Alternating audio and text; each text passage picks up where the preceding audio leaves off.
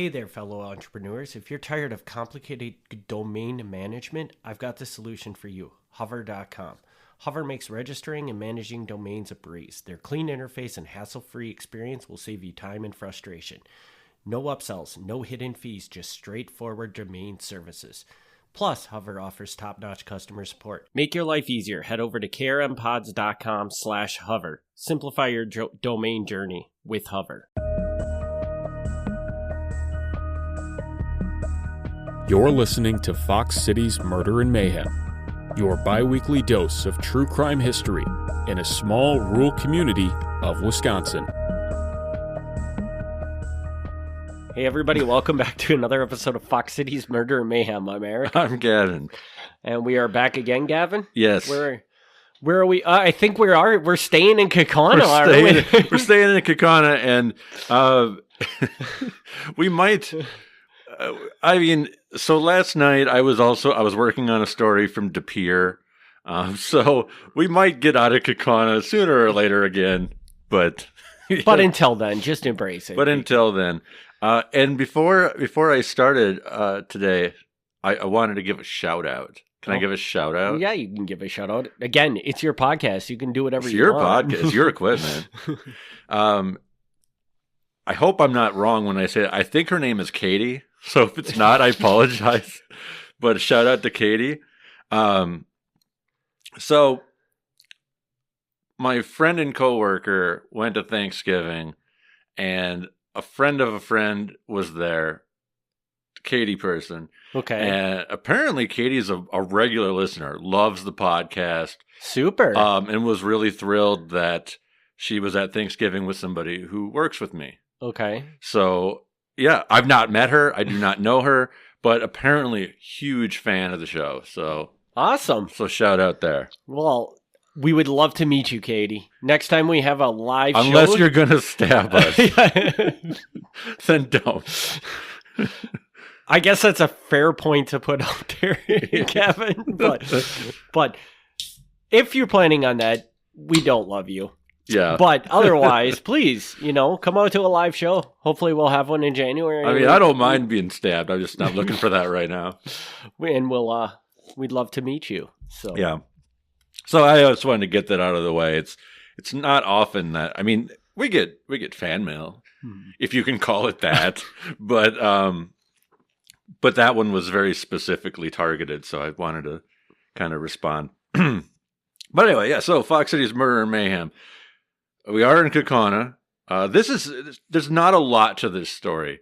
It's pretty simple, but I really like it anyway, so we're going to do it. All right. So the person we're going to be talking about today is Catherine Bay and her husband, William Hyland. Okay. Let's start with Catherine. So Catherine Bay was born 1862 in Germany. She came to Wisconsin with her family as a child. They briefly lived in Fond du Lac before settling in Kaukauna on the north side in 1874. She married William Hyland, who was originally from Menasha, but he would later be identified as a Kaukauna pioneer. Apparently, he didn't leave a big mark of Menasha, but when he came to Kaukauna, he did. For those of you who are familiar with Kaukauna, there is a road on the north side called Hyland Avenue. And there's also a park, isn't there? There might be. I don't know that. Pretty sure there is. Okay, that could be. But Hyland Avenue is named after this guy. Okay. Hyland came to Kaukauna when the Hewitt family purchased a paper mill in town, and he kind of came along to work at the mill. The marriage took place in the home of George Law, and George Law, I think we've probably talked about. Wasn't he one of the guys that sold a bunch of land to Lawrence or something? Yep. Okay. Yeah. Good. Yeah, yes, we did. We did talk about him. Yep. So George Law he's often called the father of Kaukauna, and he was very instrumental. Big land holding, so a lot of things went through him. So, so they got married in his living room. Apparently, not sure why, but that seems to have been a fairly common thing. Actually, people getting married in houses. I'd be willing to bet you that was very normal in those days. Yeah. Yeah, okay. So, briefly, William Hyland worked for the Kaukauna Lumber Company, but then what he got known for was being a city employee. He had 2 jobs throughout his career with the city. He started off as the street commissioner, and he's the first street commissioner in Kaukauna. And what he does is he goes around, him and his crew, and they make sure the roads are graded correctly so the water can get off the road. And he puts in sewer pipes. Because at this point in time, late 1800s, early 1900s, sewer pipes are a new thing.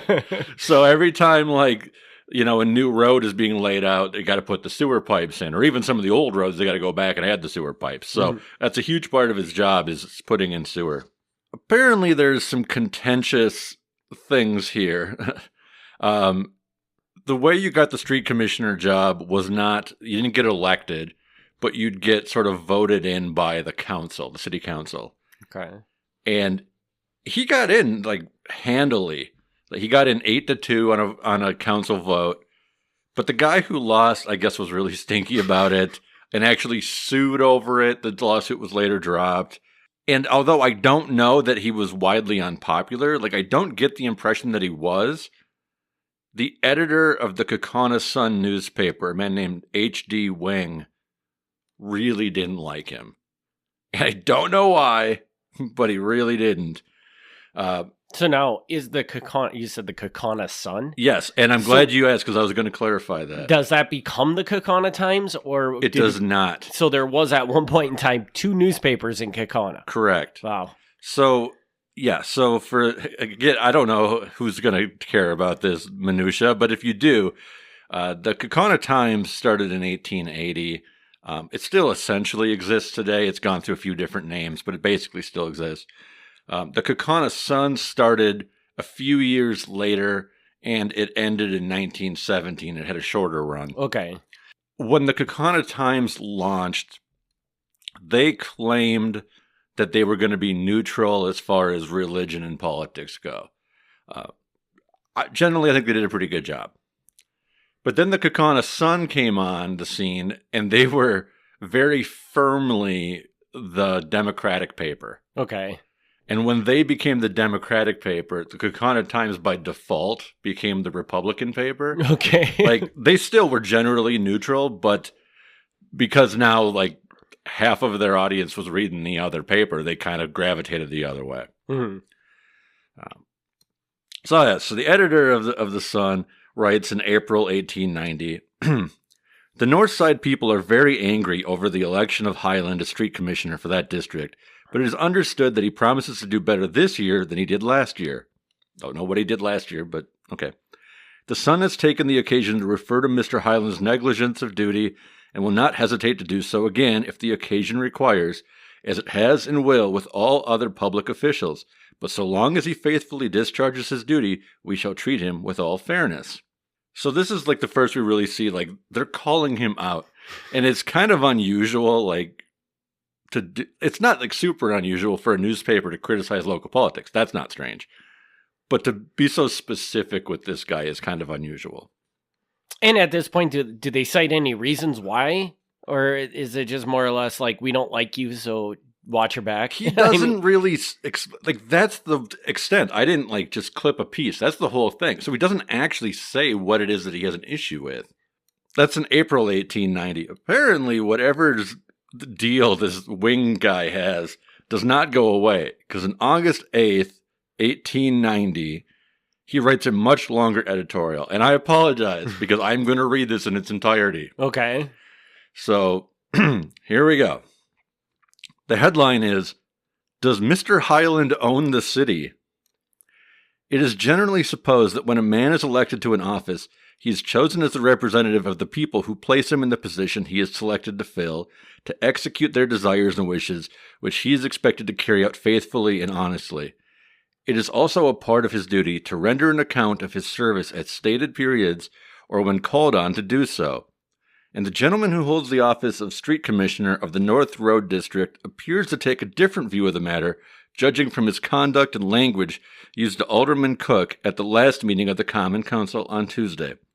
It has been the custom for several years past, when the Street Commissioners presented their bills to the Common Council, to pass on them the same evening, without minutely investigating every item therein charged, and it would appear that seldom, if ever, a street commissioner was requested to show his time book. In view of these facts, it has not been a difficult matter, while we do not say he has done this, for that official to present bills and draw pay for service not rendered. I'll pause there for a moment. Here he's making an accusation and then denying the accusation while making it. Okay. He's saying that up to now, so there's two street commissioners, the north side and the south side street commissioner. And he goes, up to this point, the bills weren't looked at in any detail. We just trusted they knew what they were doing. They'd turn in their bills and the city would pay them, would reimburse them their costs. And he goes, we're not saying that William Hyland did this, but because we don't look at the bills very closely, he could write numbers on there without having actually done any of those things. Okay. So it's like, he's not saying he did it, but we're saying he could do it. But we're like, the way we have set this up, it would be very easy for him to take advantage of us. Yeah. When Mr. Hyland's bill was presented to the Finance Committee last Tuesday night, they were not entirely satisfied with it and held it over for further investigation. It having also come to the ears of some of the aldermen that full time was charged where full service had not been given to the city. This so enraged the North District Street Commissioner, Hyland, that when the council adjourned, he attacked Mr. Cook, chairman of the Finance Committee, using language unbecoming of a gentleman, and even threatened to mop the floor with his long legs. I don't know. Don't know. Mr. Cook asked to see his time book that he might investigate the matter, but this Mr. Hyland preemptively refused to do. At one time, during the controversy, it looked very much as though Mr. Hyland, whose only argument lies in the muscular part of his anatomy, would exercise that system of convincing Mr. Cook of the errors of his ways. But Mr. Cook's cool head saved him from the humiliation of a floor mopping. Is this directly taken I from am a new... quoting it. Wow. If that's not clear to translate, Mr. Cook is one of the aldermen. He's not sure if the bills add up correctly, and they're saying that rather than politely responding, apparently Hyland called him a dirty name and threatened to fight him. It was not the wish of the North District that William Hyland should be its street commissioner, but the council saw fit to make him such, and now that he presumes to dictate to and even threaten members of that body with personal violence, it is the duty of the Common Council to at once declare the office vacant, and then elect a man to fill the vacancy who knows his duty and his place, and one in whom the people of the North Road District have confidence. Mr. Hyland's conduct is not only grossly insulting to Mr. Cook, but is also an insult to the entire council, and nothing but instant removal from the office can palliate the wrong he has done. Let him be removed at once. I will say this. The Kaukauna Times, the other newspaper, did not have this. Okay. So I'm not saying that he didn't get into a spat with the alderman, but if it was this big of a deal, the Kaukauna Times apparently didn't Reported at all. care. And also, the thing that Hyland was saying was that the Common Council had no authority to look at his bills. Only certain committees did. That was his argument. And once the committee that was supposed to look at it looked at it, they cleared it. So, despite all of this, it seems like really Hyland wasn't doing anything wrong. Like the council doesn't actually accuse him of anything. I mean, it does literally sound like this guy, this journalist from the Kaukauna Sun, right? Yeah, the Sun. He's out on a witch hunt. He doesn't like this guy for whatever reason. He doesn't even give a reason why he doesn't like him, but he's just out to get him. And he might not even be doing anything wrong. Yeah. That's crazy. Now, almost immediately after the newspapers were published and, went on sale, Mrs. Hyland, the former Catherine Bay, was enraged. And she brought her black snake whip out to the public, searching for Wing. She found him at the bridge and asked if he was Wing. When he said yes, she lashed him 10 times.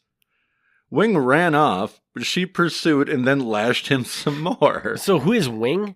The editor of the Sun. Okay, so this is the guy that's been starting all this crap. Yeah. Okay.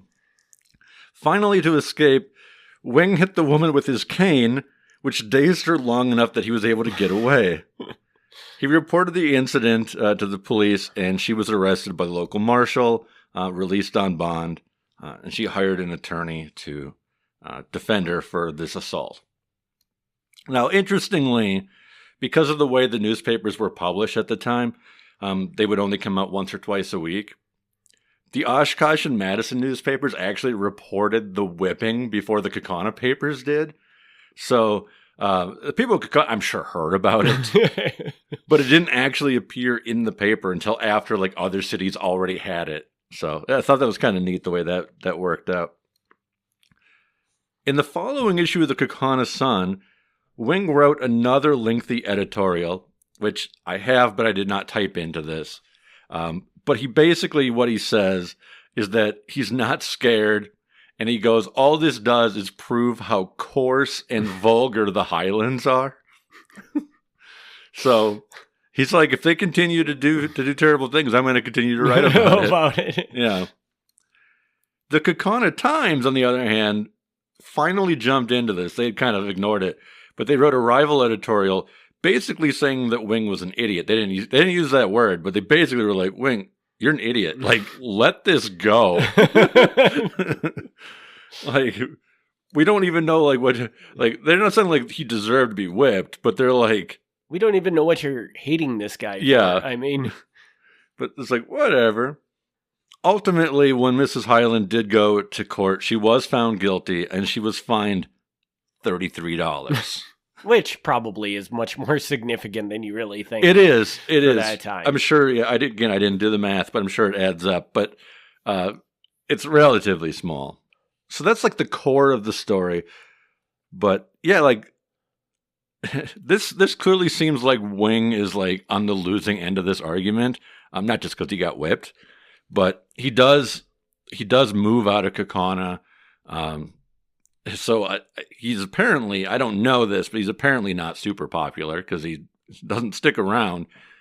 Hyland apparently is popular because they don't fire him. They don't say, okay, we better get a new guy in here, because they can switch the guys out every couple of years. Like, It's not a permanent position, but they keep him on. And then after a while as street commissioner, he becomes also the first superintendent of the waterworks, which, like, he has to like work at the pumping station.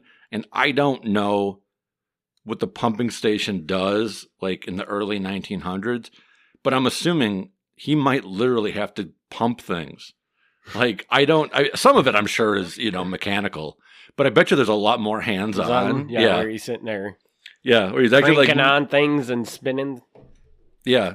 Things or whatever it might be. So he ends up like working for the city for quite a while. And he retires in 1914. He goes out, he retires to a nice farm. He's got some really nice cattle. Everybody seems to like this guy. As I said, they ended up naming a street after him. So yeah, and I'm pretty sure a park. I can't think of which park is Hyland Park, but I'm pretty sure there's a Hyland Park in Kaukauna. So, and then this is a really interesting question. Is it just like, what keeps him? Why does he have such a legacy in Kaukauna? I mean, I don't know. Just because he put a bunch of sewers in? Like I understand that he worked for the city forever, but he never really did anything overly significant, right?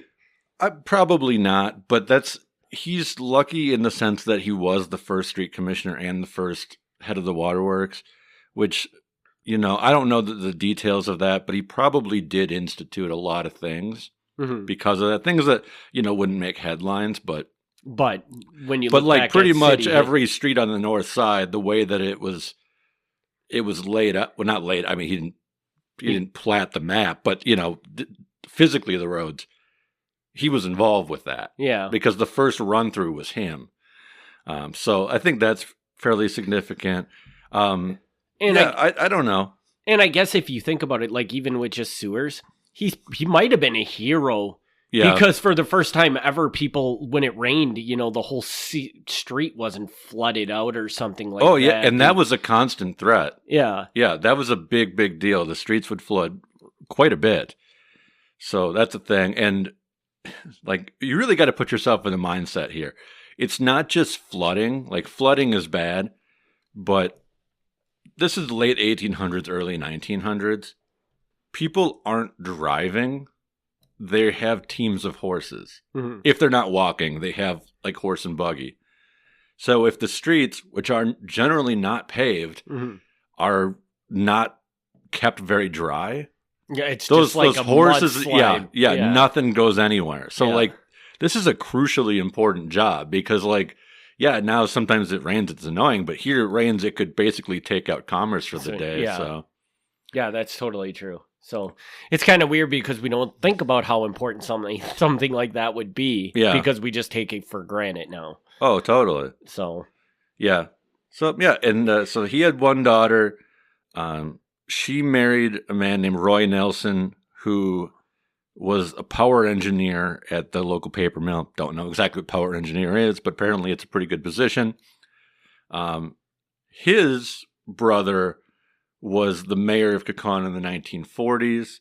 So, kind of notable connection there by marriage. And just so, like, it wasn't a big family. They had the one daughter, but she was apparently, like, very well respected because there'd be later Kaukauna Times articles where they would, like, ask her about things, be like, call on her to, like, talk about things from her childhood, or be like, hey, we found these old photos. Do you know who these people are? And she was like their unofficial go-to person for like, hey, we got some old stuff. What do you know about it? So, yeah, I don't know. I don't know exactly what the Hylands had, like, that was so influential, but they apparently maintained really good relations with both the city government and the newspaper. At least the Times newspaper, so. And I guess, like, it's just like a legacy. It's probably like a legacy family in Kaukauna that they just were there forever, so everybody knew who they were. The interesting thing, so what was the journalist's name that was blasting him? H.D. Wing. Okay, did you look in researching this? Did you find out, like, is this something H.D. Wing, like, attacking people like this? Was this a common thing that he did? I don't think so. I think this was kind of uncommon. So there was probably just some very personal vendetta that this guy had against this Hyland guy. Yeah. I mean, because it wasn't like that's what the Kaukauna Sun did. Yeah, it's weird. People. It's weird. Wing... So you don't see a lot of this anymore, but back then newspapers had a very strong editorial voice.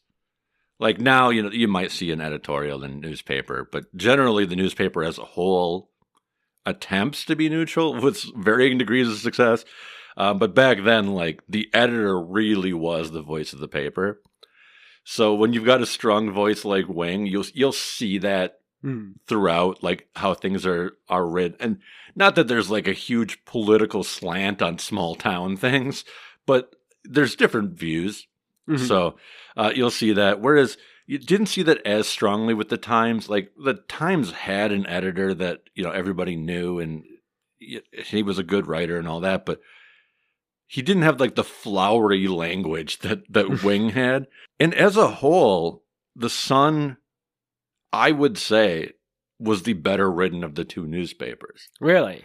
I don't know that it was a better newspaper, but it was a better written paper.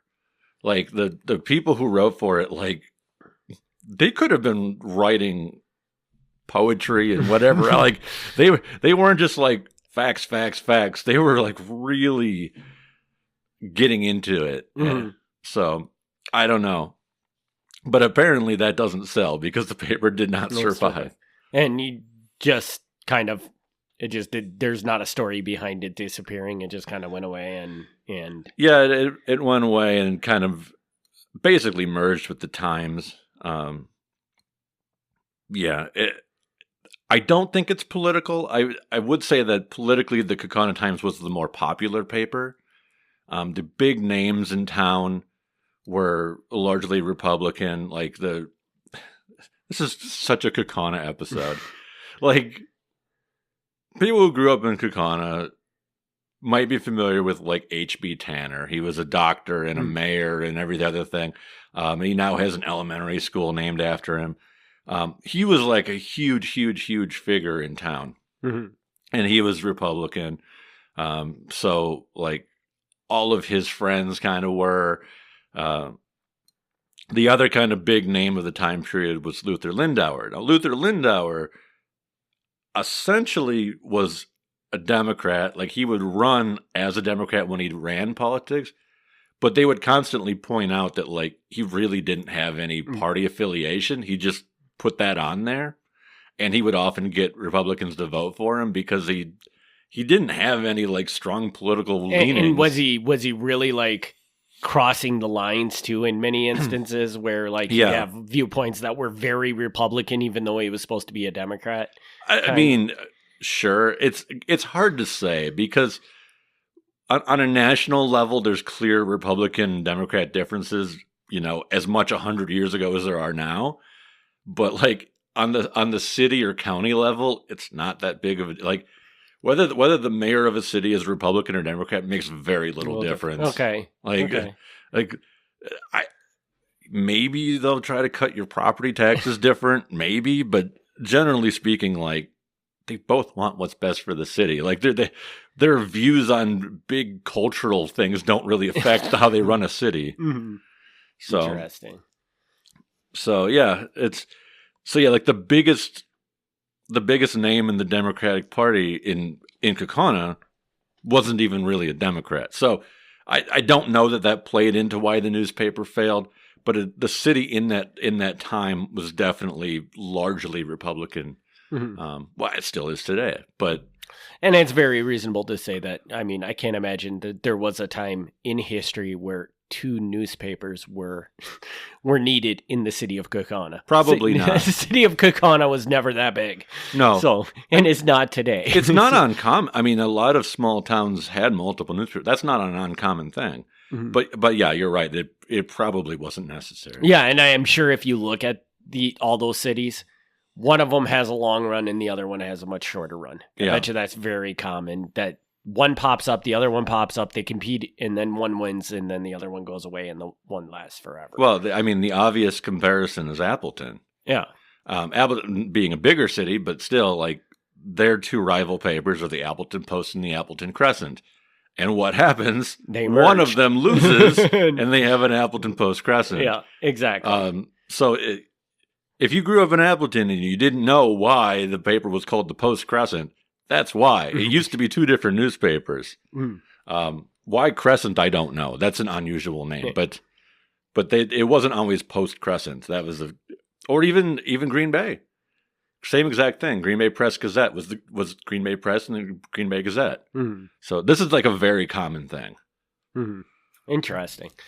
So, all right. Do you got anything else with this story, or No, like I said, it's a really simple story, but I love the fact that a newspaper editor, like I said, them being outspoken, very normal. Like, as we've seen from doing this podcast, like, newspapers will write whatever the hell they want. And they're not shy about it. Sometimes they'll, like, describe people's deaths in very insensitive ways. But this time somebody actually called them on it. So I thought, I mean, even though like it's a very simple story, I thought it was unique, that it was worth talking about. I totally agree with you because, again, where are you ever going to hear this story anywhere else? Yeah. So with that, we'll wrap this episode up. We want to thank everybody for their continued support of the podcast. We'll be back in 2 weeks with another episode. And we want to thank you again for the continued support. Right. Thank you very much. Thanks for tuning in to Fox City's Murder and Mayhem. Join us in 2 weeks for another exciting episode of Murder and Mayhem.